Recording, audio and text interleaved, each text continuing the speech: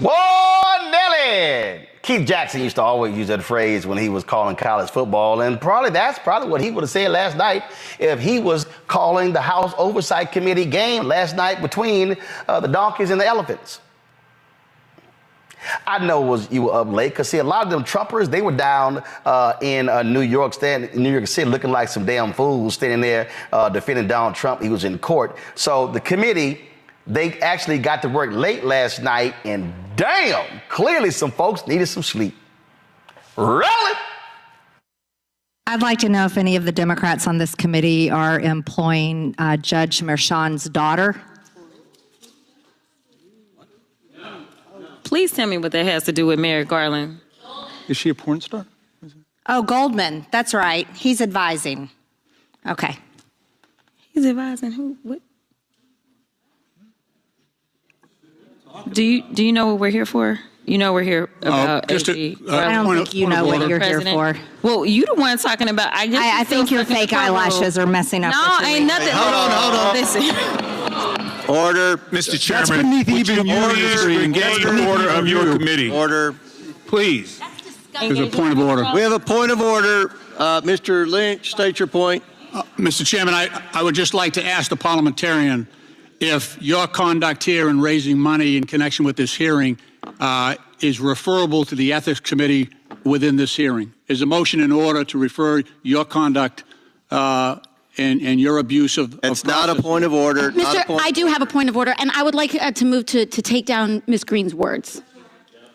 That is absolutely unacceptable. How dare you attack the physical appearance of another person? Are your feelings hurt? Her words down. Aww. Oh, girl, baby girl. Oh, really? Don't even play. Baby girl? I don't think we are going to move, and we're going to take your words down. I second that motion. So who will have to pay us? Okay. All right. We're suspending. Absolutely not.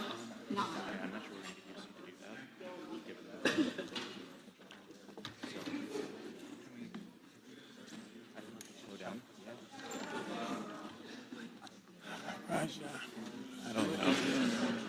It's crazy. It's great. No, we're taking her words down. No way is that being allowed. He has to retract. Absolutely not. Absolutely. So she agrees to it. I don't know how much longer I'm going to be on oversight. Not today. Yeah. Not today. I gotta find some place. Ms. Greene, do you wish to strike your words? I have 4 minutes and 21 seconds to speak. I think we have to do the motion first, and then unless there's another motion, then you'll be recognized again. But I believe there's another motion coming. So, will you agree to strike your words? Yeah. Okay. Ms. Greene agrees to strike her words. I believe she should apologize. No. Okay, hold on. Then after Mr. Perry's going to be recognized, then Ms. Greene I'm not has 4 minutes and apologizing. 21 Well, seconds. then you're not reserve the right to striking your object. words. I am not apologizing. Now let's go. Come on, guys. Why don't you debate me? Mr. Chairman, the minority. It's pretty self-evident. You're not. Yeah, you're not. Out of order. You don't have enough You're out of order. intelligence. Chair recognizes Mr. Perry. Okay, move to strike the. I move to strike the lady's words. I would like to strike The lady's words again. That's 2 requests to strike. That's 2 requests to strike. Oh, they cannot take the words. There's another motion to strike her words again. Please All right, get okay, your members under here's control. the correct apology. Ms. Greene, do you agree to unanimous consent to strike your words? I repeat again for the second time. Yes, I'll strike my words, but I'm not apologizing. Without objection. Not apologizing. Reserving the right to object. Chairman, I reserve the right to object. Mr. Perry. I reserve the right to object. Mr. Chairman, I move that Mr. Goldman's words and Ms. Ocasio-Cortez's words be stricken. Okay. Which words? And you have to do it contemporaneously. Object. The objection must be contemporaneous, and they haven't spoken in 10 minutes. Nobody's spoken and said in 10 minutes. Well, that's right. Therefore, defeating your proposal. You all have. Now the chair recognizes Ms. Greene for 4 minutes and 21 seconds. Mr. Chair, point of order. Who's? It's me. Ms. Crockett. I'm just curious, just to better understand your ruling, if someone on this committee then starts talking about somebody's bleach blonde, bad built butch body, that would not be engaging in personalities, correct? A what now? Chairman, I make a motion to strike those words. I don't think that's a I'm parliament. trying to find clarification on what qualifies. Chairman, motion to strike those I had no idea words. what you just said. We're not gonna do this. Look, you guys earlier literally just. You just voted to do Y'all did it it. first, so you want to talk about voted to do it. Order. I'm trying to get clarification. Look at, calm down. No, because this is what y'all do. Proceeding. So I'm trying to get Ms. Crockett, clarification. you're not recognized. Ms. I can't hear Crockett. you with your And yelling. You don't want calm me to down. Be, Can you please calm down? Don't tell me to calm down. Calm down. Because y'all talk calm noise, down. and then you You're can't out of take control. Because if I Look, Chairman, if I can come we and send her talk outside to shit take a about break her, for 5 y'all minutes? gonna have a problem. Mr. Order. Chairman. All right, Sorry. Chair. I know why Okay. you're Order. acting Chair like now that. recognizes Not cute. Ms. Greene for 4 minutes and 21 seconds. 4 minutes. Let Ms. Greene talk, and then you all can. I'll recognize. But I move to strike her words for a second time based on her second set of personal remarks attacking another member. Who? Chairman Comer. Because you all cannot I have an seem amendment at to the desk, apply and this the rules sideshow of the needs to committee. stop. We have to do this every time. Okay, I'm recognized. I'm recognized. I'm going to go ahead and start talking. Look, I know. Look, I don't know if you noticed it. I have 2 hearing aids. I'm very deaf. I'm not understanding. Everybody's yelling. I'm doing the best I can.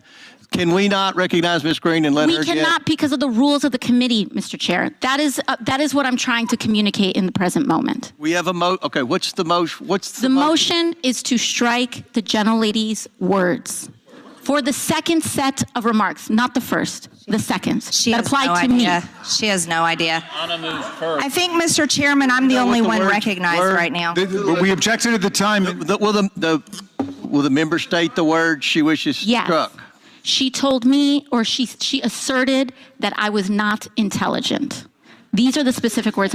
We can have it read by the clerk. It was made immediately. And it was made immediately. I am not moving now. I don't think it was I am not timely. moving now. It was made immediately, both by the gentlelady and by me. Mr. Chair, look. it was made immediately. It was made immediately, and you both said by that the you would gentlelady and by return me. to us. Guys, She said, you don't have the intelligence to talk to me, is what she said. the chair recognizes Ms. Greene for 4 minutes and 21 seconds. Mr. Chair, what is happening with the ruling? I object to the ruling now. We must object. I mean, if you want to take it up. Oh, suck it. What did she actually, did she say? Matter of fact. Bleach Blonde. Bleach Blonde, bad built, Butch body. I got it written down. It's going to be on a T-shirt very soon. It's already posted on my social media. The African history. I saw. Got it. Hold on. I saw this tweet today from my man Wesley Snipes. He says, subtly, go to my iPad, I'd like Metro Boomin to make a beat with Bleach Blonde, bad built, Butch, and body in the beat. Today's show has been brought to you by the letter B. Today's show's been brought to you by Clorox. Kelly, it was a little crazy there, Kelly. I'm here for, I think she should have taken it a step further, because for me, after all of that, I would have been like, bitch, because what you're not going to do is come for me when I didn't send for you. That's what we're not going to do. We're not going to have that kind of decorum in the House of Congress when I didn't even call for it. I was out here minding my business, representing the great state of Texas, and you coming over here talking about eyelashes that you need, not me. You know what I'm saying? Like, it's the alliteration for me. It was the restraint for me, because it was clear that she could have taken it a step further and she didn't. Because if it were me, I probably would have not been in Congress anymore. There would have been, some slow singing and flower bringing. I'm not going to hold you. That was delicious, Michael. Not delicious. That was delicious. That was delicious. I watched it earlier today, and Marjorie Trailer Park Trash Greene, I think she bit off more than she could chew. she opened up a can of whoop ass. She couldn't put the lid back on. But this dysfunction, I want people to really understand what's going on. This dysfunction and Republicans being in control of the House of Representatives and all the committees. That's why Representative James Comer of Kentucky is the chairman of this committee. It's the result of about 7,000 votes over a handful of House races in 2022. That's why Republicans are in charge. That's why in 2023, they only got 27 bills passed in the House of Representatives, whereas in 2022, when Democrats were in control of the House, they got about 300 bills passed. They have still not passed a budget. They have still not passed a fiscal year budget. They're on there. I think their third continuing resolution. Yeah, I think it's their third continuing resolution. This is the dysfunction. This is how elections have consequences. You can't get bills passed that are meaningful to us because of BS like this and simple Simon-ass people like Marjorie Taylor Greene. And Comer doesn't even understand the rules of the committee. He's the chairman. Okay? These people are not built for leadership. It's easy to just say no and vote no on everything when you're in the minority, like Republicans were. Now, when you have to govern, they're showing they cannot govern. This is why 2024 November is so crucial. Yo, I just sat there and it was crazy. You know what? Here's Matt. If I'm Congresswoman Jasmine Crockett, my Congresswoman. From the great state of Texas, if I'm her, the next time the House Oversight Committee meets, if I was her, I would walk into the committee room and I would say, "Comer, give me my theme song." Okay, all right. I'm continually surprised on this show because I'm telling you. No, go ahead and turn the audio up. Leave it on the pad, turn the audio up. Just the audio. Shit, I was on my third dance. Nigga, what you think I can just run up in here and snap my fingers and make these motherfuckers throw their money at me? Nigga, I ain't even made payout yet. Walk that trick, walk that trick, Hey, I'm just saying, you go have a theme song, I would say, Comer, give me my theme music. Well, I love that you're King Petty and you leaning in because that gave me a good laugh. But I want to say, you know, when I watch this show, I often look at the comments from our brothers and sisters on YouTube. And somebody named Riz B said exactly what I was thinking. They said, look at this shit. These are lawmakers. And Michael kind of alluded to it. But when I watched this, it was funny. I love Jasmine Crockett. I think she's brilliant. I think she is outspoken. And I think that she is important, right? Because not only is she outspoken and she's brilliant, but she doesn't always say things the way they want to hear it, but she never sacrifices the truth.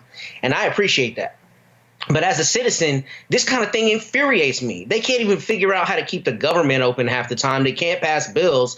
And this dog and pony show that they engage in, really, to me, I mean, not Jasmine Crockett, because it was obviously reactionary to what Marjorie Taylor Greene said. But Marjorie Taylor Greene in particular, it's so much now about the pageantry that it's not about leading. And even if I were in her district, it would infuriate me because I would feel like you're more about sound bites than you are making sure that the port comes to our district to make sure we have what we need. And while this is funny, it is also, it portends really a horrible trend that we're seeing in our politicians. And I want to kind of speak on this because I'm sure you did this on the show yesterday. I didn't get to watch it. But Greg Abbott pardoning Sergeant Daniel Perry is like one of the most gross tyrannical decisions I've seen in a very long time. And it is purely ideological. And the point with that is this. What you're seeing politicians these days do is just play for sound bites and clicks. And that's what this is about. I mean, we're talking about in the House chamber. But what's really insidious about this is that you see what very often happens to black people and to black women when a white person particularly says something offensive, throws a rock, hides their hands, and then the goalpost moves, and now they're the ones upholding the rules of decorum, right? And, oh, you can't say that, and this, we got to do it the right way. I mean, that is horseshit. The idea that you would call somebody out about their physical appearance when it's not in any way germane to what's going on, and then try to act like you get to control how she responds to that is offensive. And that's something that people deal with all the time, of all walks of life. But it's especially ridiculous to see it in people whom we pay to make the decisions that control our lives and who are continuously less able to do that because they're playing political games. So this is a problem because we shouldn't be dealing with this. You should be figuring out how to make our healthcare cheaper, and you should be figuring out how to keep the government open. But instead, you're engaging in this kind of chicanery. There were some other moments during the hearing, and this is courtesy of Congressman Jared Moskowitz. Chair recognizes Mr. Moskowitz. All right, thank you, Mr. Chairman. All right, so welcome to Oversight After Dark. If you love James Comer at 11 o'clock in the morning, you're really going to love him at 8:30 p.m. So, members, the hearing was moved today. We don't have to ask the question. The hearing was moved today so that members could go to New York and attend the Trump hearing. But how's he doing? He's complained that he's chilly in the courtroom. Is it chilly? Is it chilly? Will the gentleman yield? No, I'll assume it's chilly. He's doing very good. Okay, good. So, it was mentioned by the ranking member about really what we're doing here. You don't have to listen to my words. I would like to do a spirited reading of the campaign email sent out by the chairman. And it's on lovely stationery. In fact, it says, from the desk of the oversight chairman. I'm not sure you can do that, but I'm not an ethics expert. It says, friend. President Biden is exerting executive privilege in a last-ditch attempt to stop the disastrous audio recording of his interview with special counsel from being released. And it's highlighted in yellow. Want to make sure people saw that. Just a few months ago, the White House bragged that Joe Biden had nothing to hide and would not exert executive privilege during special counsel Hur's investigation. They even said he had nothing to hide. That's in italics. Now Biden and his advisors are terrified that I, James Comer, will release the recordings, forcing the media and the Democrats to answer for the dismal decline of Biden's mental state. He even had attorney Merrick Garland write a letter saying that his interview falls within the scope of executive privilege. This could be the final blow with swing voters across the country. Okay. You and I know, hold on, we're not done, it gets better. You and I know he's not up for the job, but the mainstream's media refusal to report on it as only keeping him in the game. Stand with Comer. The Democrats, you sure about that? The Democrats are pulling out all the stops to stop the bleeding. That means coming after me with everything they had. If you're able, we hope you are, I'd be so grateful if you'd consider making a donation to my campaign. I sure need it to defend against the onslaught of attacks. Thank you for everything. James Comer, chairman of the House Oversight Committee. Without objection, I'd like to enter that into the record. Without objection, so ordered. All right, beautiful. Now, that's what's a trip. Here you got Comer sitting there, and he's fundraising off of it. They ain't got no proof of nothing. They ain't. And then you talking about you want to hold Merrick Garland in contempt when that fool Jim Jordan is sitting right there on the committee, and his punk ass is still in contempt more than 700 days later. Yes. This is the dysfunctional Republican Party that cannot govern. We have to understand how important it is to vote incompetent people out of office, especially Republicans. If you have incompetent Democrats, run somebody better, replace them also. But this is dangerous. And Kelly mentioned, I think it was Kelly who mentioned health care. Donald Trump is saying he will repeal the Affordable Health Care Act if he's reelected. Now, 41 million people have signed up for the Affordable Health Care Act. It's more commonly called Obamacare. It's more popular than ever, okay? And if you want to know the damage that Donald Trump can do, even if he doesn't repeal it, if you go back to 2016 when he was president, in his administration, he cut the amount of funding for marketing the Affordable Health Care Act, okay? Making people aware that they could register for it. They cut the funding by 90%. The amount of time that you had to apply for the Affordable Health Care Act, they cut that amount of time in half.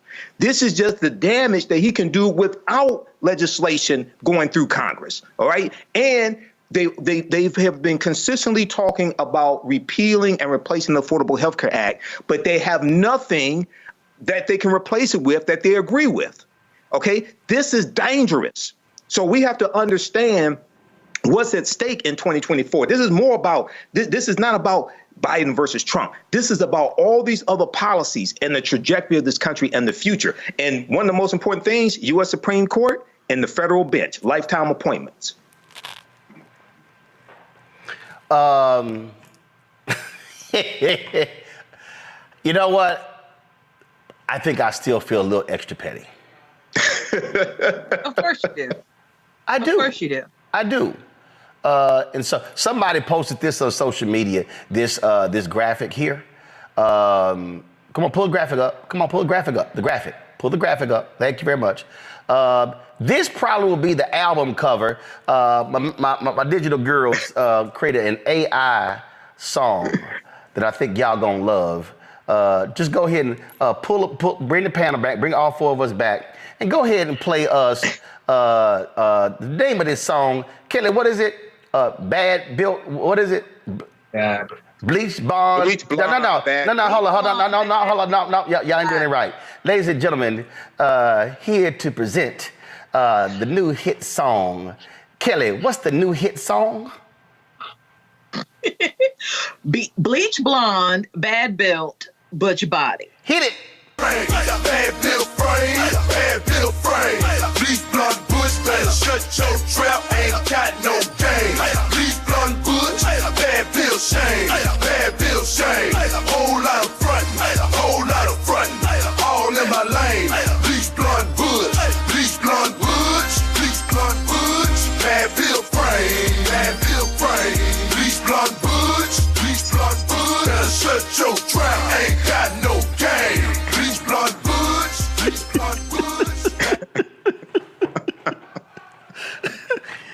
You all right, Kelly? Yeah. And you said that was AI? Yes. Hit it one more time. Run it back. Bad built frame, bad built frame. Bleach Blonde Butch, better shut your trap, ain't got no game. Bleach Blonde Butch, bad built shame, bad built shame. Whole lot of frontin', whole lot of frontin', all in my lane. Bleach Blonde Butch, Bleach Blonde Butch, Bleach Blonde Butch, bad built frame, bad built frame. Bleach Blonde Butch, Bleach Blonde Butch, better shut your trap, ain't got no game. Bleach Blonde Butch, Bleach Blonde Butch. Oh, that was from Marjorie Taylor Greene right there, Matt. Is that a cane?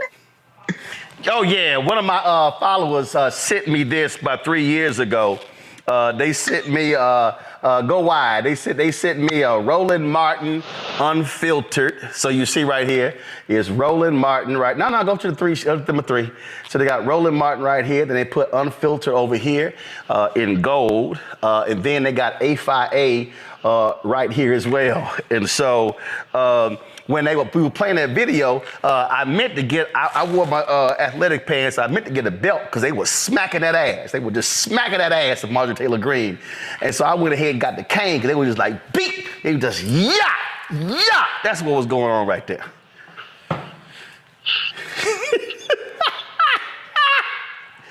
Now, I told y'all, listen, I am creating a new segment on Roland Martin Unfiltered. It is going to be called, did Keenan have it ready yet, Kara? Damn, he ain't got it ready yet. Y'all, I'm announcing today, I'm creating a new segment on the show. It's called the Crockett Chronicles. It's called the Crockett Chronicles. So every time Congresswoman Jasmine Crockett, they have one of these hearings, we're going to be sure to play the best of the shadiest, pettiest comments from my Congresswoman Jasmine Crockett in this new segment on Roland Martin Unfiltered on the Black Star Network. It's called the Crockett Chronicles. Just letting y'all know. Matt, you gonna say something? Go ahead. I'm really baffled at the fact that AI can make a song that sounds like somebody programmed drums on Ableton themselves. I mean, that sounds like a Dero track. I'm listening to it. I'm hearing ice cream paint job. I'm really baffled that AI is able to do that. I'm sure you're going to tell me that somebody took it and people do this on Instagram, social media. Somebody took it up, put drums under it. No, AI made that song, so we should have a conversation about AI and its capabilities. No, we did. That was last week's Tech Talk when Isaac Hayes III was on, and we talked about how that's how AI is. Yeah, my man Keenan threw that together, and it turned out. Run it back! Bad Bill frame, bad Bill frame. Bleach Blonde Bush, better shut your trap, ain't got no game. Bleach Blonde Bush, bad Bill shame, bad Bill shame.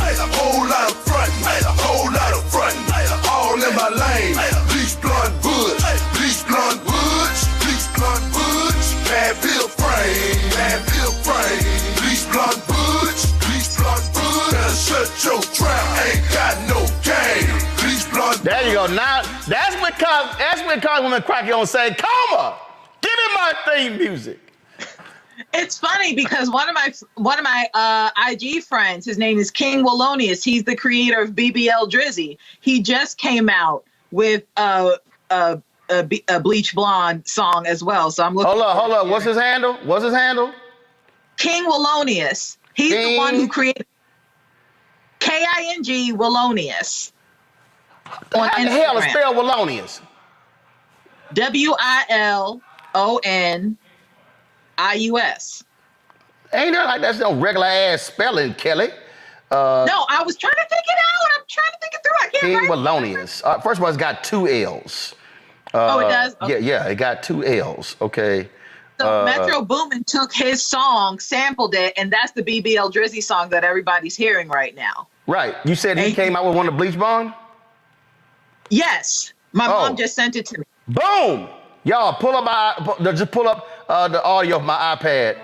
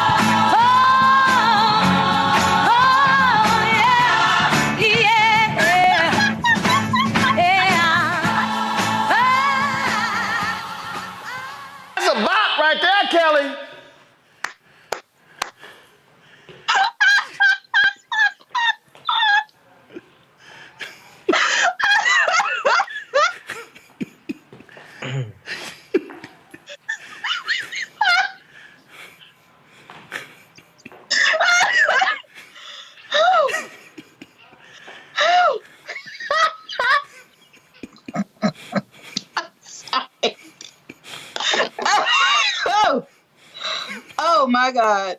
You all right? I'm great. I'm great. That was wonderful. That was great. Shout out to King Wallonius. Yeah, King Wallonius. That's a bop right there.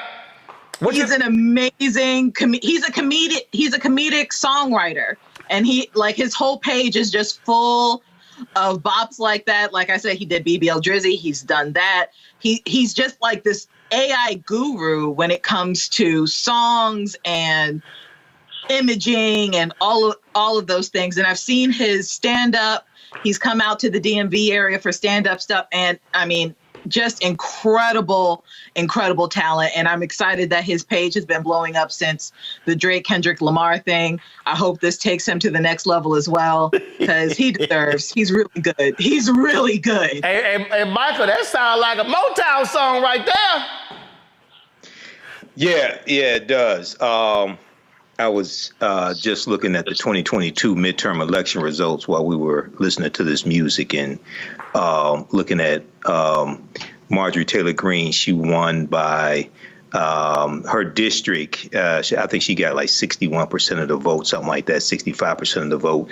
So even I think she's in a pretty red district. Yeah, she's in a heavily gerrymandered district. Remember, she ran against the brother who was the veteran, right? And her opponent this time is another brother. We had him on the show. So another brother who's running against her. But again, Republicans have the gerrymander of these districts. But I think the smart play for Democrats is to mock her silly ass at every turn, because she is truly the second dumbest member of Congress behind Lauren Boebert. And Lauren Boebert, on recount, she won, if I remember correctly, by something like 546 votes. Yeah, so trust me, she's scared. That's why she's running in a neighboring district, because she was gonna get her behind the kick. Matt, real quick, final comment, Matt. Well, first, I was really impressed by how authentic that horn section was for Motown. So that's what I was listening to. But my final comment on it is we should not allow this. These are lawmakers who have the fates of our lives in their hands with a lot of the bills that they pass. They should not be able to shirk that duty for political points. And that's what we're seeing. And my 4-year-old is showing me his tablet. So that's the end of my comment. All right. All right. I'm going to go to a quick break. We'll be right back. Roland Martin Unfiltered on the Black Star Network, the home of the, bad built, bleach blonde, butch body, something like that. Y'all know what it is. Matter of fact, you know what? We're going to play that song again before we go to the break. All right, I'll be back in a moment. Bad bill frame, bleach blonde bush, better shut your trap, ain't got no game. Bleach blonde bush, bad bill shame, whole lot of frontin', all in my lane. Bleach blonde bush, bad bill frame, bleach blonde bush. I wanted the people of Baltimore to hear it from me. I have done nothing wrong. But I see that what you are trying to do is destroy this black woman for doing her job. I've heard your calls for no justice, no peace. However, your peace is sincerely needed as I work to deliver justice on behalf of Freddie Gray. Maryland was a force to be reckoned with. I was assuming this was all because of Freddie Gray, but it actually is much deeper than that. Baltimore's top prosecutor, a woman named Marilyn Mosby, was indicted yesterday in the Eastern District of Maryland for perjury. Couldn't help but think about Donald Trump. This is what you got to deal with when you are a black woman fighting for just causes in America. Yeah, but just take it on the police, period. She's stepping on their toes. They want to cross her out of the system so she can't stand up for the preacher. Reached in the pool and grabbed me and pulled me out. Imagine if this were you. You would want people to stand in your corner. I lost my car. I lost my job. I lost my marriage. And I almost lost my mind for a little while. It is so much right now, Lord, and I'm just saying, why are you putting all of this on me? I'm about to break. Oh, I love us. I love how we can just take things and make them benefit us. That's exactly what Texas Congresswoman Jasmine Crockett is doing after the Bleach Blonde, bad-built, butch body comment that went viral on Thursday. All right, so Crockett, she filed a trademark application for rights to the alliterative insult at Georgia Representative Marjorie Taylor Greene during a heated House Oversight Committee session. Now, Crockett posted this statement on social media. So we're going to drop a Crockett clapback collection. This collection will feature various swag that includes random things I've said. The money will go to ensuring that we have a Democratic House. Give me a little time, really get some swag online, etc. But B6 will drop first. Since Thursday, many songs have been circulating on social media, helping the phrase reach viral status. If you didn't hear it Friday, here's the RMU version. Bad bill frame, bad bill frame. Bleach blonde bush, better shut your trap, ain't got no game. Bleach blonde bush, bad bill shame, bad bill shame. Whole lot of frontin', whole lot of frontin', all in my lane. Bleach blonde bush, bleach blonde bush, bleach blonde bush, bad bill frame, bad bill frame. Bleach blonde bush, bleach blonde bush, better shut your trap, ain't got no game. And it's getting picked up by other genres. It's been a while since I wrote a song, but there was no way I could let this one slip past me. She's a bleach blonde, bad-built, butch body, swinging for the fences, good God Almighty. A heat-seeking missile, too scared to debate, cries like a baby when she don't get her way. Yeah, she can dish it out, but she sure can't take it. Her whole damn life, she just fakes it to make it.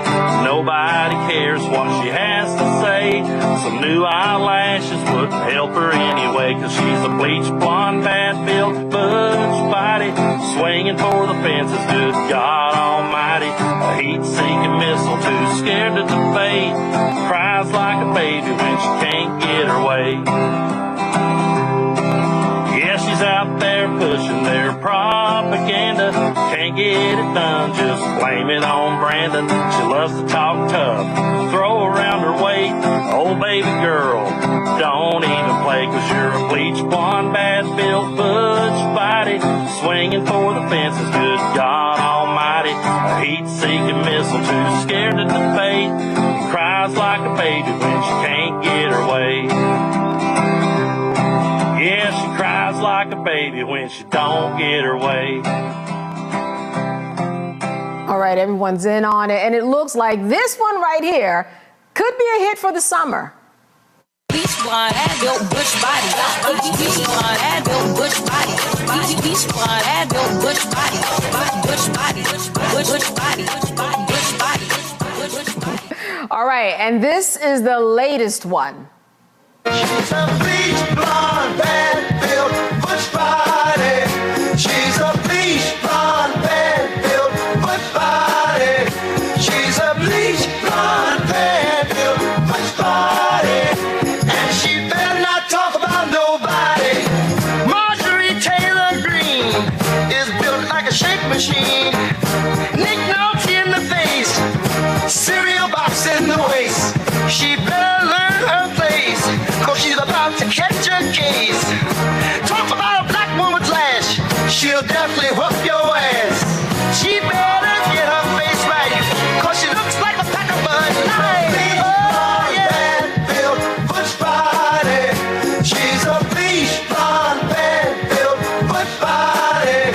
She's a bleach blonde, bad-built, butch body. And she better not talk about nobody.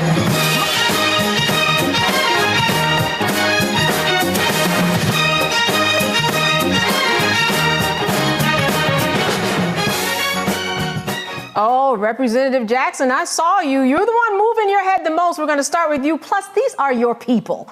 Talk to me a little bit about your take on what we are seeing going on here and how you feel about this line of T-shirts coming out. Well, first off, I appreciate Representative Crockett with the clapback. You just find it amazing, Candace, where we have a certain level of decorum that's expected to do the work of the people. And when you find your colleagues while you're trying to do the work of the people, during a committee hearing, mind you, cameras are rolling. When you have a colleague to simply try to attack you verbally, and it just broke all kind of decorum. It broke all kind of Robert rules. It just broke everything. And so I know there's a sentiment out there where they want to, use the Michelle Obama, when they go low, we go high. But I appreciate Representative Crockett going right where Marjorie Taylor Greene is. And we mentioned this earlier, but it's worth repeating. As a father of 4 daughters and 3 sons, but I just want to focus on my 4 girls.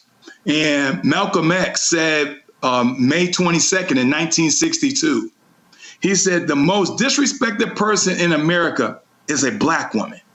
The most unprotected person in America is a Black woman. The most neglected person in America is a Black woman.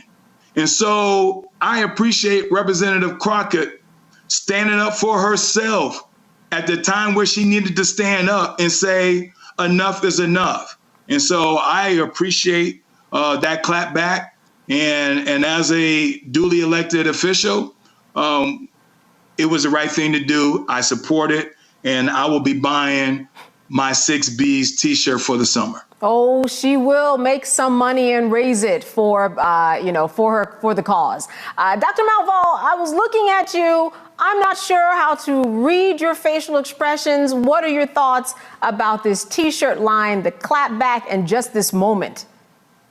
Well, first of all, I would have added another B up in there because there needs to be another B up in there. Y'all know what the B was. Secondly, I was in San Francisco over the weekend supporting London Breed, who is the president of the mayor of the San Francisco, mayor of San Francisco. And what occurred to me and what I said is that misogynoir means that Black women can be attacked at the top for our credentials, at the bottom for our eyelashes. People will attack us wherever we are. Thank brother for quote Malcolm about us being the least respected, unprotected, etc. But I'm just sitting here saying, I'm so glad I'm not a member of Congress because I would have walked over there and smacked that woman in the next week. It was ridiculous. It was absurd. It was unnecessary. And we don't deserve that. But we're in a space right now where Black women, whether you're Dr. Claudine Gay, whether you are Summer Lee, the sister from Pennsylvania, sisters are being attacked. And we have to be ready to fight back, to clap back. And so I'm loving Jasmine Crockett. I guess, first of all, nobody can ever tell what's going on with the look on my face, so don't try. You never know what's going on. But I appreciate her. But I'm also angry at the many ways that Black women are being assaulted. I am 70 years old. I've been out there. I think I published my first piece when I was 15 in the Journal of Black Poetry. And I've seen a lot of stuff. And what I'm seeing that hurts me so much is that so much has not changed. What if she talks about a Jewish woman or what her white colleagues? That would not have gone down. But everybody feels free to attack a Black woman, and I'm saying, oh, hell no. Dr. Dibinga, I think it was interesting just to watch everything. AOC jumped in, and then there were phrases. One guy had a hearing aid. He couldn't hear everything, and I'm not sure if he could hear everything, if he could really understand the sentiment. What was your takeaway from everything that went on, and what are your thoughts about this T-shirt line? Okay, so I have a little bit of a different take. There's a lot of this that I'm just not feeling. And I feel like there's some bigger implications that are being missed. I think I agree with Dr. Malveaux. Representative Crockett has every right to defend herself and clap back when people are coming at her. And the way that Black women are attacked, I mean, come on.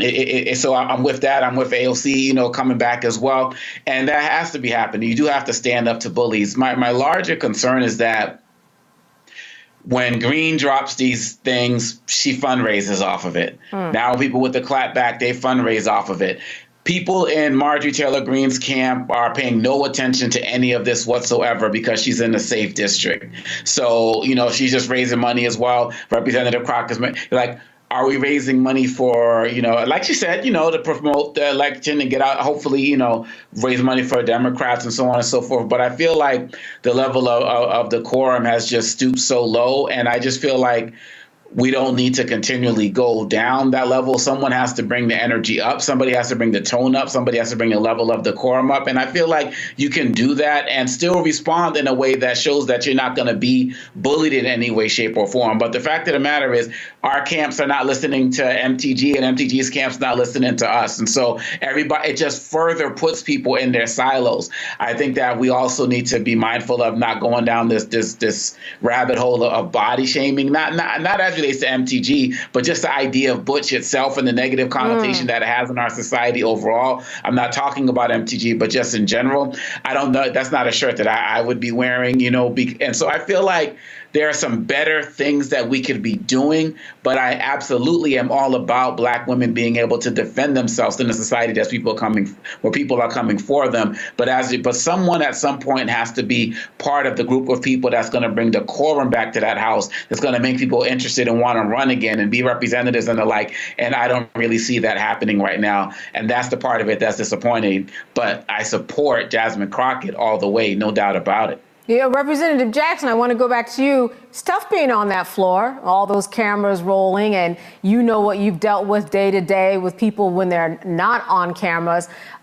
Being in that moment, do you think that you kind of maybe act a little different, being in that political venue as opposed to being someplace else? Does it make it different that you are playing a tough game, and maybe that's why she responded that way? Or how do you feel about what Dr. Dibinga said? Yeah, no, I respect Dr. Dibinga, but the reality is when the camera's not rolling, it's even worse. It's worse, Candace. And so there was some history there. And if you had the opportunity here, Representative Crockett, in the last 24 hours, she's shared some of that history. It's been brewing for quite some time. But our constituents also, Dr. Dibinga, also hold us accountable for not showing up and fighting back for Michelle Obama. When they attacked Michelle Obama, how she looked. And right now, how they're attacking Ketanji Brown Jackson, right? And so we're sort of stuck in the middle where our constituents are asking us, hey, you all need to stand up for our Black women who are being attacked in the media. And so, yeah, I'm all for it because in hindsight of 2020, we should have did more to stand up for Michelle Obama when they were referring to her as a primate. Y'all remember they put her on a cover, right? The big afro, right? There was not enough energy coming from our community to stand up for Michelle Obama. And now they're attacking Ketanji Brown Jackson, the first. So, yeah, it is exhausting, Candace. And I think we do need to clap back. We still can maintain our level of professionalism. We still can maintain the quorum as we see fit. But when the camera's not rolling, y'all, it is worse. And it gets tight and it gets tense when we are in these rooms debating over legislation going back and forth. Yeah, and as we saw, hey, Marjorie Taylor Greene, she was the first one to go after somebody's looks and eyelashes. I'm not saying that everything is fair game, but she certainly opened up that door and someone walked right in, then slammed it after. I wanted the people of Baltimore to hear it from me. I have done nothing wrong. But I see that what you are trying to do is destroy this Black woman for doing her job. I have heard your calls for no justice, no peace. However, your peace is sincerely needed as I work to deliver justice on behalf of Freddie Gray. Maryland was a force to be reckoned with. I was assuming this was all because of Freddie Gray, but it actually is much deeper than that. Baltimore's top prosecutor, a woman named Marilyn Mosby, was indicted yesterday in the Eastern District of Maryland for perjury. Couldn't help but think about Donald Trump. This is what you got to deal with when you are a black woman fighting for just causes in America. Yeah, but just take it on the police, period. She's stepping on their toes. They want to cross her out of the system so she can't stand up for the preacher. Reached in the pool and grabbed me and pulled me out. Imagine if this were you. You would want people to stand in your corner. I lost my car. I lost my job. I lost my marriage. And I almost lost my mind for a little while. It's just so much right now, Lord, and I'm just saying, why are you putting all of this on me? I'm about to break. They trotted out these MAGA people, and it's always a pleasure to watch my Congresswoman, Jasmine Crockett, light that ass up. This is so interesting. A couple of things. I'm just curious to know, as we're talking about lawyers and the obligations of lawyers, and whether or not maybe the former president has any idea of what good lawyer obligations look like. I'm just going to ask, we're not going to play. We're going to do Miss Winebanks. Have you heard of any of these lawyers? I've got Robert Cheeley, Kenneth Chesborough, Jeffrey Clark, Matthew DePerno, John Eastman, Jenna Ellis, Michael Farino, Rudy Giuliani, Julia Halia. I got a long list. Have you heard of any of these people? I have. Are you aware as to whether or not any of them have faced criminal penalties? Yes, and also been disbarred or suspended. Oh, yeah. Okay. So they've had some issues, but these are the handpicked lawyers for Trump. I'm assuming that y'all have never been Trump lawyers, Mr. Trusty or Mr. Costello. No, I was for a year. Oh, you were? And you still have your bar card? I'm sorry? You still have your bar card? Yeah, well, unless I get targeted for daring to represent a former president. You have absolutely done a lot better than most that deal with him. So good for you. I also want to make sure that we talk about what two-tier really looks like. And Mr. Trustee, since you've been a prosecutor before, I'm curious to know, have you ever had a criminal defendant that had over 80 counts in 4 different jurisdictions and somehow was not held pretrial? I know that you talked in your opening about your interpretation of what speedy trial looks like, and it's really only for those that are held pretrial. And last time I checked, most of the time those people held pretrial, they don't have anywhere near 80 counts pending against them. But I'm curious to know, in your experience, have you ever had someone that had over 80 counts pending in 4 different jurisdictions and they were not held pretrial? Yes or no? Well, no specific recall, Okay, all but right. I could answer That's all more if you'll let me. You told me no, and I understand because I hadn't either. So in addition to that, there's been a gag order, since we're going to talk about the pending trial that's going on right now. Have you ever had a defendant that violated a gag order and then you went to the judge and the judge didn't lock them up and they done it at least 10 times? I think it's 10. I'm losing count right now. Have you ever had somebody violate? In 35 years, I had never seen a defendant gagged. Okay. Not my question. So you've never Well, it's hard to get to the second part if they're never you've gagged. never had it. You're absolutely right. All right. So finally, when it comes down to intimidating witnesses, because maybe you haven't had gag orders, intimidating witnesses, have you ever had a defendant that you were prosecuting and they were intimidating witnesses and they didn't somehow end up in the clank for at least a day or two? I've had criminal death penalty prosecutions based on witness retaliation. I'm very familiar with gang cases and mafia cases. Most of those defendants were already incarcerated when they would orchestrate some sort of obstruction. Okay. If there's provable physical violence-based obstruction, it certainly makes sense that they'd be incarcerated. Thank you so much. And, you know, Mr. Hamilton, I don't want you to feel left out of this conversation. So I'm going to make sure I ask you some questions. Let me know if you're having problems answering them, because they really should be yes or no. let's see, you're the executive director for the America First Legal, correct? That's correct. All right. And America First Legal is a member of Project 2025, which is dedicated to creating the playbook for the next conservative administration and what it calls the Project Pillars, correct? We are proud contributors to Project 2025. Okay. And are you familiar with Project 2025's mandate for leadership? In fact, I am. Okay. And in fact, you wrote some of the sections of this mandate related to the DOJ, correct? Sure did. And the mandate outlines policy priorities for the next conservative president. Is that correct? It does. You've done a great job. I just want to let you know. All right, so let's walk through some of the provisions of the mandate. It calls for eliminating the Department of Education, eliminating the Department of Commerce, deploying the military for the use of domestic law enforcement against protesters under the Insurrection Act of 1807. It also has the repealing of Schedule F status for thousands of federal employees to allow a president to replace career civil servants with unqualified partisan loyalists. That's probably my favorite of it. It also prohibits the FBI from combating the spread of misinformation and disinformation, like Russia and China, who are actively trying to interfere with American elections. I don't know why or how anybody can support Project 2025.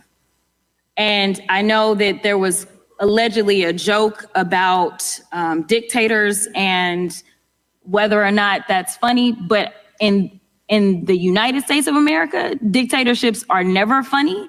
And Project 2025 is giving the playbook for authoritarianism as well as the next dictator to come in. And I know that you are doing your jobs here by making sure that hopefully some juror turns on and finds some viral moment of you spewing more of the nonsense as it relates to the president. But as practicing lawyers or licensed attorneys, I hope that we can all agree that no one gets indicted because someone says so. There takes a grand jury, and the grand jury is comprised of American citizens that sit down and review evidence, and they make the determination. And when and if Trump is convicted, it will be a jury of his peers, and it won't be the president of the United States. I thought you were going to get to a question somewhere in that 90 seconds for Mr. Hamilton after you went after his 2025. I will point out the Inspector General just released a report that said the FBI retaliated against whistleblowers. One of the reasons we do need some changes, but there was no question there. But Mr. Hamilton, if you want to give it some kind of response, you're more than welcome to do that. Mr. Chairman, my only response would be to say that there are a great number of policy options that have been provided to any future conservative administration through Project 2025. And it's an attempt to restore the rule of law in this country. And I reject the Huffington Post style characterizations of the recommendations. So, you know, it's always amazing, Lauren. Don't you love it?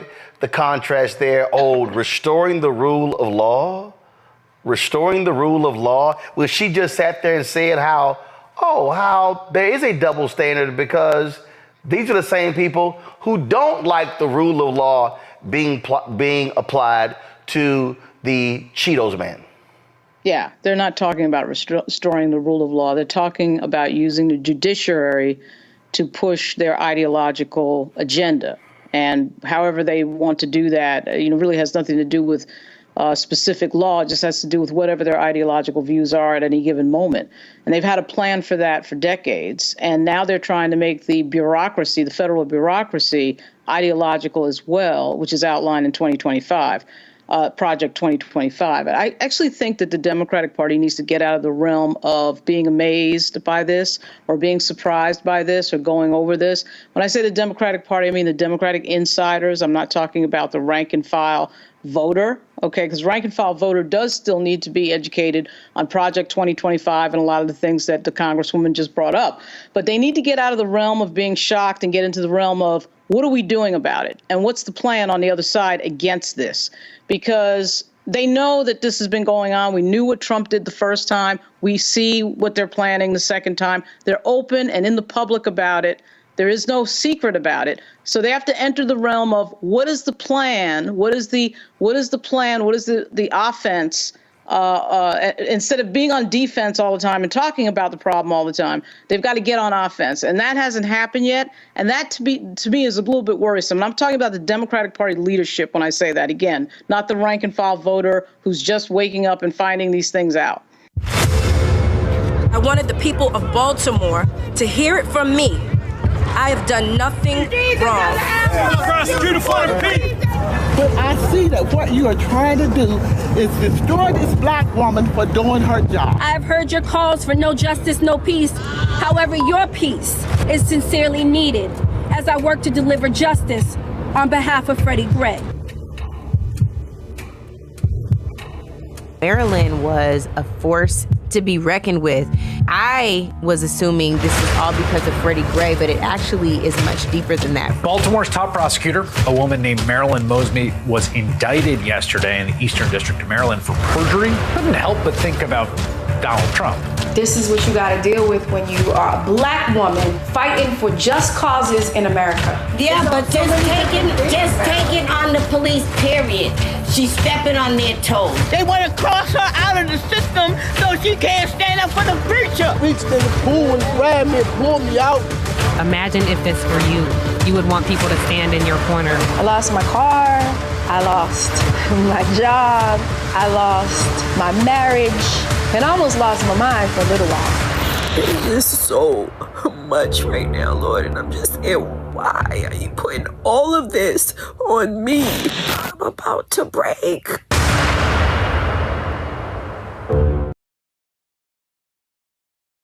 All right, we debuted the first edition of the Crockett Chronicles. Of course, Congresswoman Jasmine Crockett got all the folk talking on social media when she lit up Marjorie Taylor Greene that late night session. She joins us right now. No, not crazy ass Marjorie Taylor Greene, but Congresswoman Jasmine Crockett. Boy, it's been quite a busy week for you. It has. Are you surprised how what the response has been?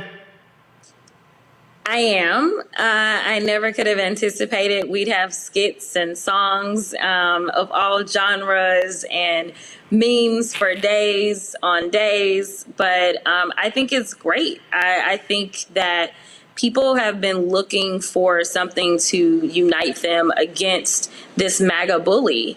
And I think that this was the moment. And you're right. I mean, she's off there trashing people. She's always trying to, front people. As soon as she came to Congress, was just quite disruptive. And so somebody need to clap back on her. Absolutely. And she, I think, has gotten to the point that she felt like nobody was going to check her. And so, historically, these spats have been more so with the Republicans face to face. Like she had the spat with Boebert. She also has obviously had plenty of spats with her own caucus as she was trying to oust the speaker just the previous week. So she's constantly into it with people, but she's usually not crossed the line and crossed over to actually trying to say something to a Democrat's face, except for obviously the things that she's done to the president during this most recent State of the Union and the State of the Union before that. But I don't know that she's ever met a black woman like me. I can't say very much about her upbringing or anything like that. But the fact that she said what she said and sat back and was like, I'm fine with what I did, I could not let that rest. So if she wasn't going to be forced to apologize or be kicked out, then I was going to have to make the chairman think about what the parameters were going to be going forward and let him know that I got some choice words that I could deliver if I chose to. And then you have the people who, you should have, it's about decorum, you shouldn't have done that. And look, I get it. I always talk about Michelle Obama says when they go low, we go high. I'm like, nah, you got to go here. If they going to hit you in the knee, hit them in the damn shin. And they going to hit you in the ankle, hit them in the bottom of the feet. Because you can't play footsie with these people. They don't care about norms. They don't care about values. And so it's like, you know what? If that's how you want to swing, let's swing. Yeah, no, I mean, you're absolutely right. And, this obviously is not something that has been done that often, if ever, when it comes to MTG. And so, in that moment, all I was thinking about was, how is it that I can claim that I'm going to represent almost 1 million people and fight for them every day and sit here and I won't even fight for myself? And you don't know how these things will hit. You don't know how your district will take it. But I can tell you that I've received plenty of encouraging messages directly from the district. And so, but ultimately you find out really how your district feels about how you've governed when you get to the ballot box. So, ultimately, my primary will take place almost 2 years from now. So I don't even know if they will still be talking about this. But I feel confident that my district is okay with the fact that I, as a Black woman serving in a Black district, decided to stand up for myself. Well, I'm a voter in that district, and I'm perfectly fine with it. Let's go to our panel. Rebecca. Congresswoman, thank you so much for being here today. 2 quick questions. One, what was going through your mind as it was happening in real time? And then my second question, a little bit more serious, is that you are in the seat of the late great Congresswoman Eddie Bernice Johnson. You're finishing up your first term. What do you want your legacy in Congress to be? Absolutely. Thanks for the questions. So my first thoughts were not as eloquent. I will be honest. They were not. And, when somebody comes at you wrong, you always have something that you're ready to say. So honestly, my first thought was, if you had some lashes, you may still have your husband. That was like my first thing. But I restrained myself and said, I'm going to let the process work. And before I could say, we need to go ahead and take our words down, AOC jumped in. I appreciate my sister. She jumped in almost immediately. And as y'all could tell, AOC was fired up as well. And what y'all didn't know is Ayanna, my big sister, was sitting off camera and she was about ready to handle some folk as well. So I had plenty of good backup for her trying to come at me. And so as AOC and Jamie were dealing with Comer and were dealing with the advice of his parliamentarian, I was of the impression that we won. For me, a win is her not being in committee because we can get work done. Also, a win is her having to apologize, which, of course, she never wanted to do to a Black woman specifically. So both of those were fine with me. She didn't have to do either one of those, though. And that's when I decided, and I looked over at her and I was like, you Bleach Blonde. Like, I had all of this, and so I was writing it down and trying to get Comer's attention so that he would call on me so that I could not violate the rules, but show her that I could cut her deeper without ever talking to her. So that was what was going through my mind and how it all played out. As far as my legacy, I want my legacy to be one of fighting for the people. It's what I've always done, from being a public defender to being a civil rights lawyer. I have always pushed back and tried to make sure that I could open doors of opportunity for people that look like me to bust through and do greater things than I could have ever imagined. I talk to young people all the time about the fact that I really want them to take my seat. I want them to go in and be the amazing people that they are in this generation. And so I don't plan to stay for decades. I have no aspirations to do that whatsoever. But instead, I make sure that we have tons of interns. We make sure that we're training them up, educating them. And my hope is that I won't be representing this small fraction of a fraction of a fraction of black women that have served in Congress, but instead the numbers start to be more reflective of what the numbers are in this country. Scott? Yeah, hey, Congresswoman. A. Scott Bolden. You know, as a lawyer, questions can be more piercing than statements. And while most people say that you called her that, you actually put that in a question to Comer. I didn't miss that as a fellow lawyer, which in my opinion was just brilliant. It's like going in the back door if the judge won't let you go in the front door. So I admire you for that. I want you to talk about how difficult it is. Like, where do you go from here?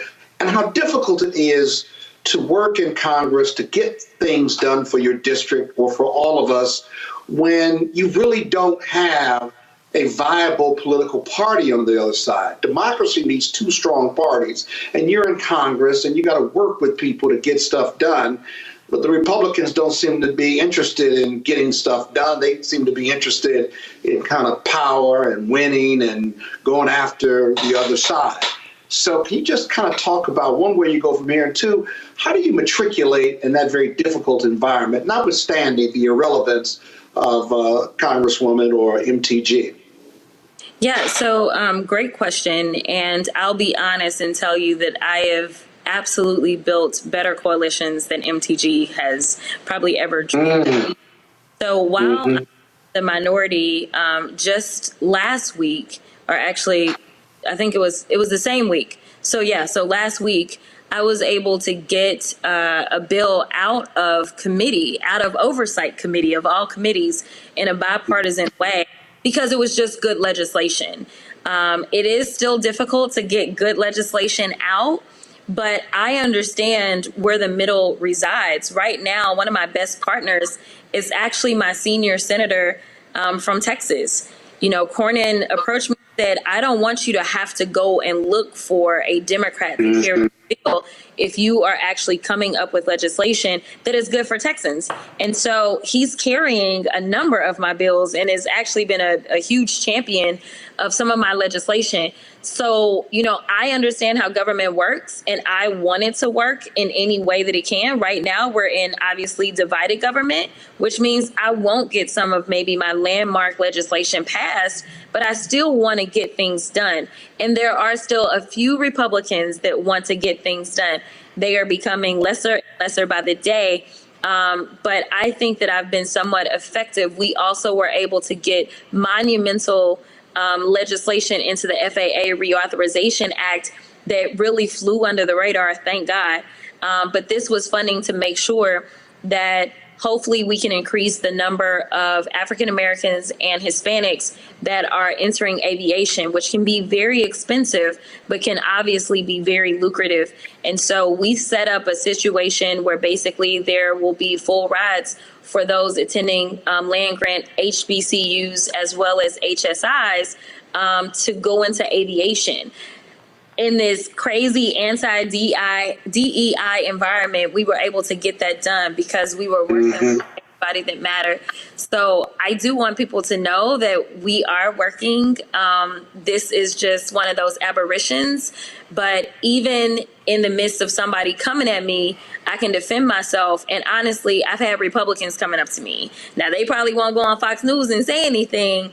But, you know, one of the Republicans today was like, I love your lashes. Like, I mean, you know, they're good. Like, they're not mad at me. I've gotten winks and thumbs up from like female Republicans. Like, everyone was waiting on somebody to go in on her. So what do you say or do, like, when you go to you run into Marjorie, you run into Greene on the hall or in the bathroom, other than putting your hands on her? What do you say? What do you think? Or do you just ignore her? I'm very practical in my practice. I mean, it just got to be a difficult circumstance. But, you know, what do you do? Or have you? Have you run into her since that? Yeah, you're sorry. That's a compound question. Forgive me. No, we don't communicate. We never really. And because Democrats sit on one side, Republicans sit on another, we have different doors to enter, whether we're entering the floor or whether we're entering the committee. So you don't necessarily have to interact like that. But today was my first committee hearing back in oversight, and she did not show up. And it's my understanding that she didn't show up to her Homeland Committee either today. So I'm not really sure where she is, but committee was a lot smoother without her. So she, as I'm concerned, I think everybody was happy. So yeah. Right. Well, you know, she's got something really unique. She seems to have pissed off in a very divided Congress and a very divided political status in America. that she's pissed off Democrats and Republicans. That's got to be a first, in my opinion, given how divided we are as a country. She has, but nevertheless, I think I was told that she's their 5th highest fundraiser. The people that are higher than her are all in leadership. And so she does this for dollars, nothing else. This is the only reason that she does it. And so it's really disappointing that her behavior is consistently rewarded in the form of money. But when we look at polling, she actually polls the lowest of any Republican. She polls lower than the speaker. She polls lower than everybody. So when you look in a consensus type world, honestly, the majority of people do not like her in this country, but she has a solid group of people that will put their $2 and $3 behind her versus, you know, having a similar group of people that love, say, some of the Democrats and will put their $2 and $3 and $5 behind us. Yeah, sad but true. But thank you for being there for all of us. I understand that you have trademarked Bleach Blonde Bad Built Butch Body. True? Yes, so we filed for the trademark, and just to be clear, we did not file in my personal capacity. I filed under the campaign, and that was because this is becoming something that's in demand. And so the idea of people profiting, that's not really what I'm doing. I'm definitely not profiting in Congress. It's a poor existence, to be clear. But you know, I'm a lawyer. Some people think I just play one on TV, but in real life, I'm a lawyer, and I was a business major as well, undergrad. And so with recognizing the demand, for me, this was an opportunity to turn lemons into lemonade and make sure that what she meant for bad, God meant for good, and we could actually use the money based on the demand that people are making on these T-shirts and all the other merch to actually put that towards my reelection, along with me being able to support other candidates to make sure that we take the House. All right, then. Well, it has been quite an interesting week. And so I saw, last question, out of all the different ones you've seen and heard, your favorite? I don't know. There's so many good ones. There's so many good ones. One of my colleagues said she was in the DR this weekend and they started playing one of the songs. And then I got a video this morning because they were playing it on the radio this morning. They were playing a couple of versions on the radio this morning in Dallas. So I'm excited about the music. Keep the music coming, especially since it's so educational. But yeah, this gives people something to look forward to, and hopefully people are recognizing that it's not just the presidency, but it's looking all the way down the ballot. It's looking at who's running for U.S. rep and state rep and things like that. And hopefully they will be encouraged to do some research and get out there and vote for great candidates. Well, it was quite interesting because like the first day, Keenan on my team, he put together one with AI real quick. Y'all had that one ready? Okay, he did a remix. Okay, play his remix. Bleach blonde, bad built, butch body, shut your trap. Jealous of my style, cause you know I got that snap. Talking loud, online, you ain't built for that scrap. Keep your distance, I ain't dealing with your cap. You think you slick, tryna flex with your fake gold. All that botched up, surgery, you look old. Bleach blonde, she died, roots showing real bold. Ain't got no shape, but acting tough, man, you cold. Whispers in the crew, you know you can't relate. Bad built, botched up, jealousy's your trait. Can't fake the Alright, so he put that one together. Did you hear the gospel one? Yes, I love it. It's so amazing. Y'all roll that one. Roll that one.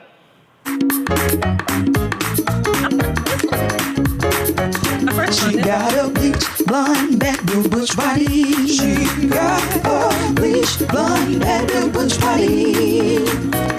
That Marjorie Taylor Greene looked like a lima bean. I forgot she had a bleach blonde, bad built butch body. Representative Jasmine's about that life. She about that, and she looks like she can really fight. I didn't know. An amazing politician, ain't got no competition. Ain't worried about a bleach blonde, bad built butch body. Marjorie tried to cause a scene, forgot she had a butch body. Marjorie tried to cause a scene, forgot she had a butch body. Marjorie tried to cause a scene, forgot she had a butch body.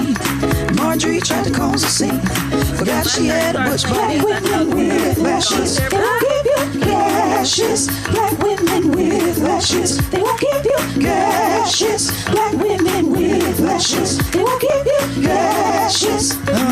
Don't come for us unless we sit for you. She got a bleach blonde bad built butch body. She got a bleach black built butch body. A bleach blonde bad built butch body. She got a bleach black built butch body. Did one. Say it again. Isaac Hayes' son did one. Oh, I know. It was called the clapbacks. Roll it. Yes. He did one. Roll the clapbacks. She's a bleach blonde, bad built butch body. She's a bleach blonde, bad built butch body. She's a bleach blonde, bad built butch body. And she better not talk about nobody. Marjorie Taylor Greene is built like a shake machine. Nick Nolte in the face, cereal box in the waist. She better learn her place, cause she's about to catch a case. Talk about a black woman's lash, she'll definitely whoop your ass. She better get her face right, cause she looks like a pack of Bud Light. Oh, yeah. Built butch body. She's a bleach blonde, bad built butch body. She's a probably the one. So that's that old school sound. The brother King Wallonius, I gotta admit. That one. That one is so. That's so good. Yo, I was flying to Palm Springs for Anthony Anderson's 6th annual Celebrity Golf Classic on Saturday. Let me just say, I probably had that playing at least an hour on the plane. Roll it. I don't have that. How y'all don't have that? That was one of the first ones. I know. What is wrong with y'all? I see, Congresswoman, I told the staff, pull all of them. I told them, pull all of them. But see, it's I don't want all this whining y'all in my ear right now don't mean nothing. But yeah, but guess what? I'm always prepared. So yeah, roll it. Just pull the audio up. How y'all ain't have it ready? No, this is a good one. The organ getting it.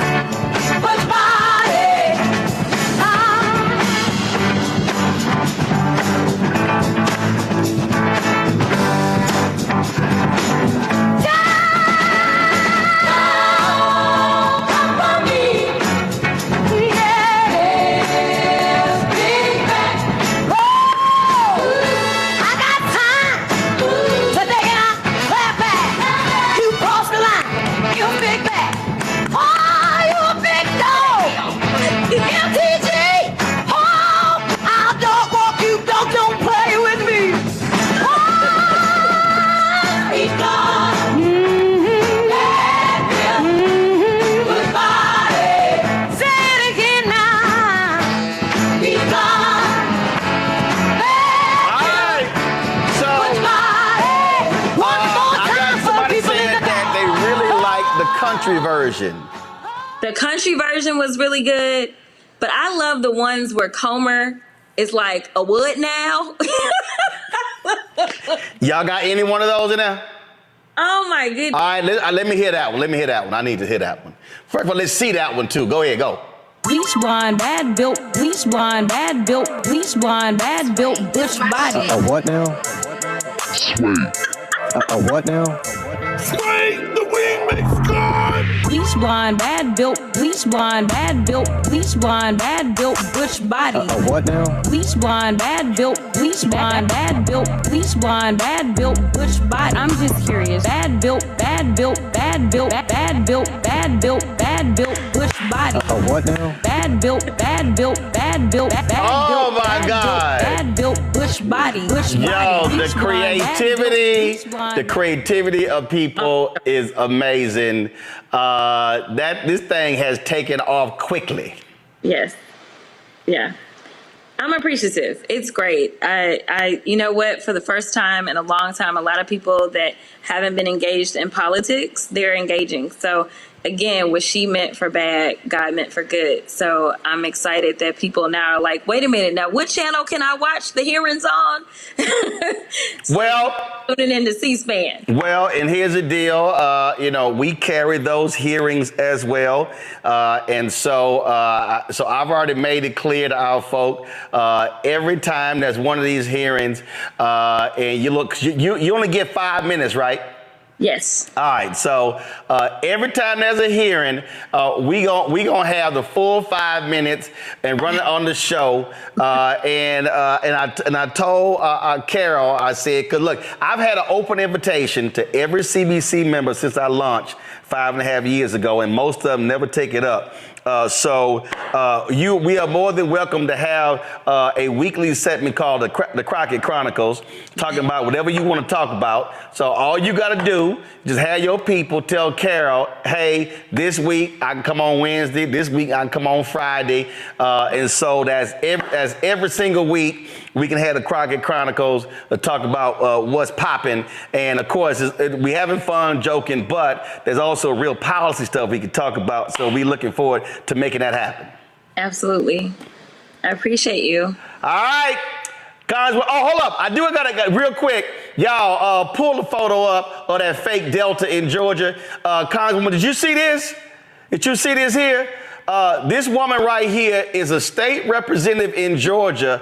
Old girl has been fronting, saying she's a Delta. The Deltas put out a letter. Okay, apparently she ran for re-election. And she was running against a Delta. Can't nobody see that letter, y'all. She was running against a Delta.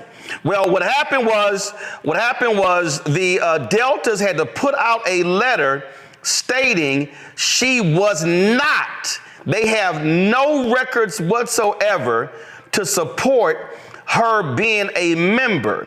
Now, there was a woman she was running against who is a Delta, and they said she was a certified member of Delta Sigma Theta. So now you a Delta, how you feel about a homegirl down in Georgia fronting that she's a Delta? She clearly knows nothing about Delta, because one thing the Delta does is stand on business. Baby, you was never going to get too far, not in the public limelight with that fraud going on. Now, she won. She won, but the Deltas have put out a letter saying they can't find no evidence anywhere that homegirl. She literally she literally posted this on Delta's Founders Day. Straight up. No. But I'm saying there's no way you can be in the public life and Delta not know who you are and be clear whether or not you're a member of Delta Sigma Theta Sorority Incorporated. Delta knows me very well. They know. They got all my records. So I don't even know why she tried to play with Delta. And that's got to be embarrassing, because it's got to make her constituents think, if you would lie about something like this, what else are you lying about? That was absolutely crazy. That was absolutely crazy. So, woo, that was a trip right there. Congresswoman Crockett, I appreciate it. My parents at my house here in Virginia, because my niece graduated, so they kicking it. So I'm sure, because Send them my love. Because they constituents too, since they living at my house. So they are always down there working the campaign. So I'm sure they quite enjoyed this segment. I appreciate them. All right, I appreciate it. Thanks a lot. See you later. I wanted the people of Baltimore to hear it from me. I have done nothing wrong. But I see that what you are trying to do is destroy this black woman for doing her job. I have heard your calls for no justice, no peace. However, your peace is sincerely needed as I work to deliver justice on behalf of Freddie Gray. Maryland was a force to be reckoned with. I was assuming this was all because of Freddie Gray, but it actually is much deeper than that. Baltimore's top prosecutor, a woman named Marilyn Mosby, was indicted yesterday in the Eastern District of Maryland for perjury. Couldn't help but think about Donald Trump. This is what you got to deal with when you are a black woman fighting for just causes in America. Yeah, but just take it on the police, period. She's stepping on their toes. They want to cross her out of the system so she can't stand up for the preacher. Reached in the pool and grabbed me and pulled me out. Imagine if this were you. You would want people to stand in your corner. I lost my car. I lost my job. I lost my marriage. And I almost lost my mind for a little while. It is so much right now, Lord, and I'm just saying, why are you putting all of this on me? I'm about to break.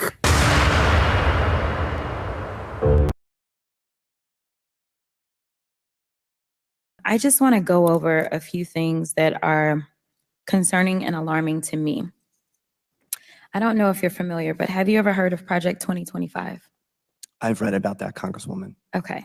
And there are some things indicated in Project 2025 that are quite concerning to me. And I want to talk about a few of those topics because this hearing almost feels like a Project 2025 hearing. One of those topics is diversity in the workplace.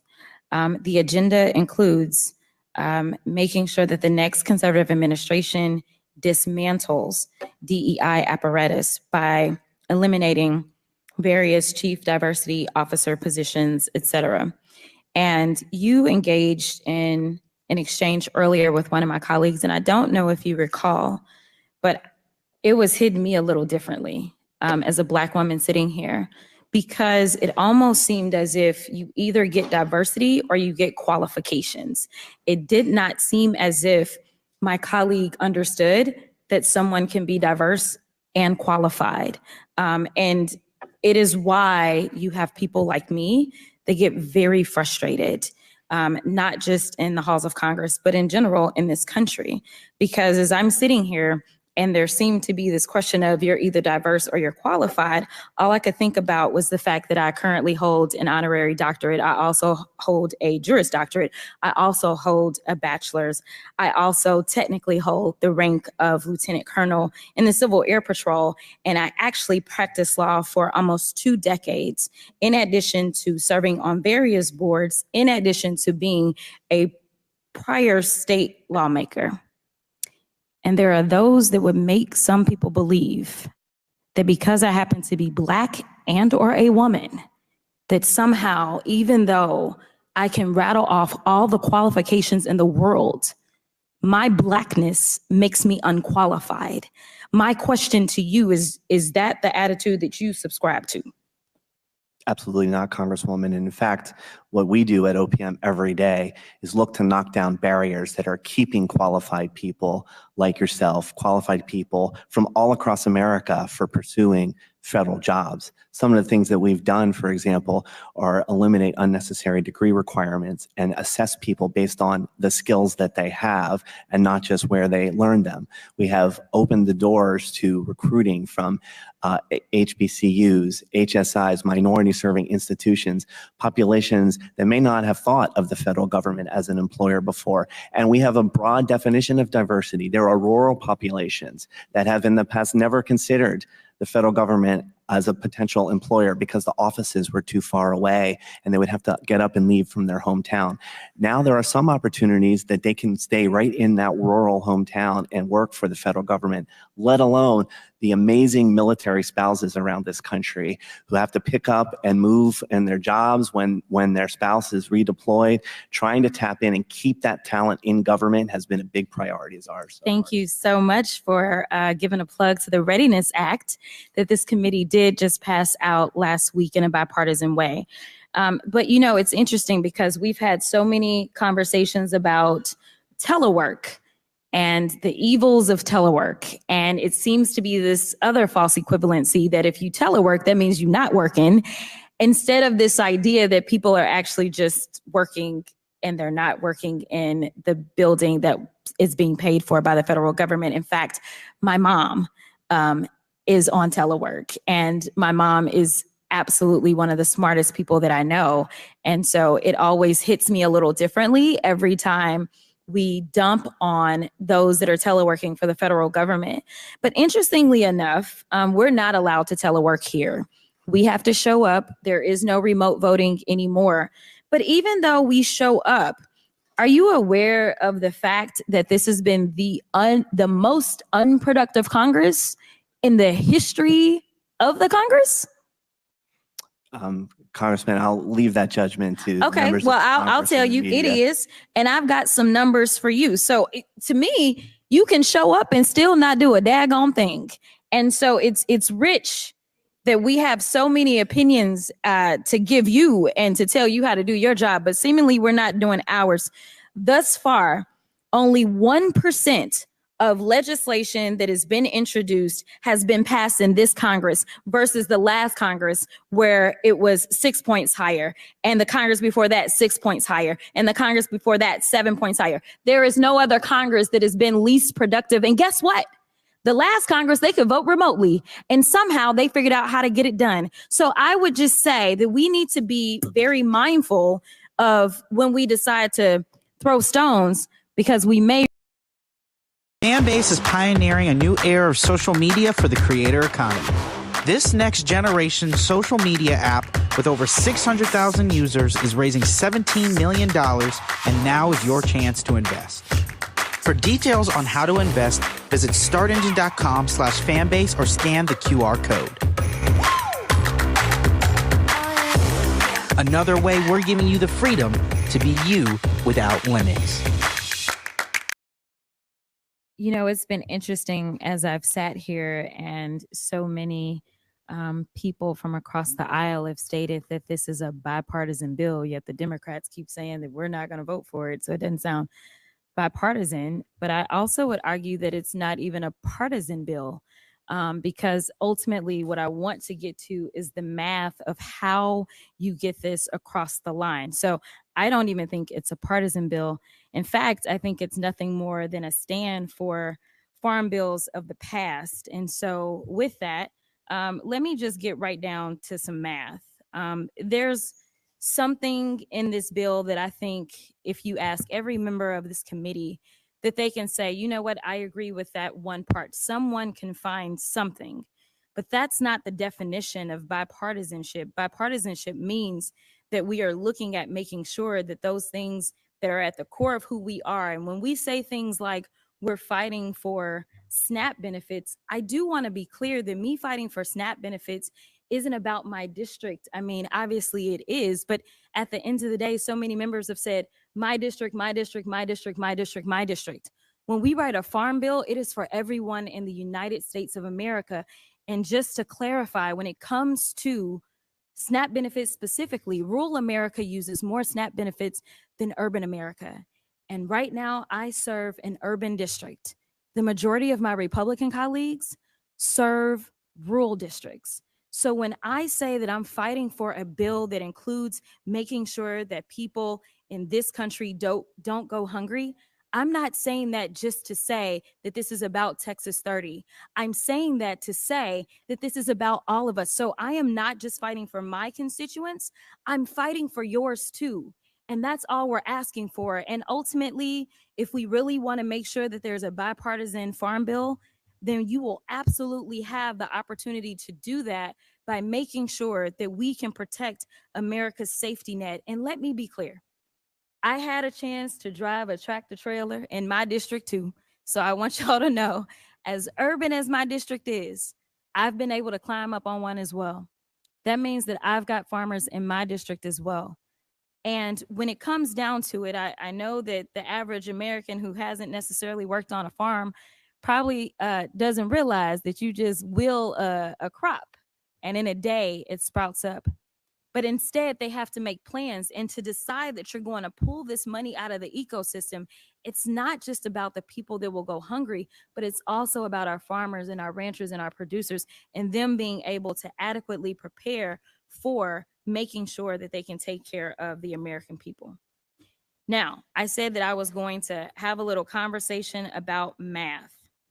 And when we start talking about math, the reason that I say that this isn't bipartisan or partisan is that we all know that there are certain people on the Republican side, and I'm not saying in this committee, that have never, ever voted for a farm bill. They never have. And at least one of them serves on the Rules Committee.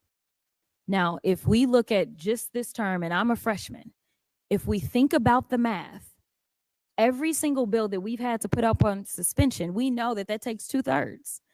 If we can't even get the Democrats on this committee to support this bill out of committee, this bill doesn't even make it to the point that you can say, listen, we passed a bill out of the House, Senate, now come to the table.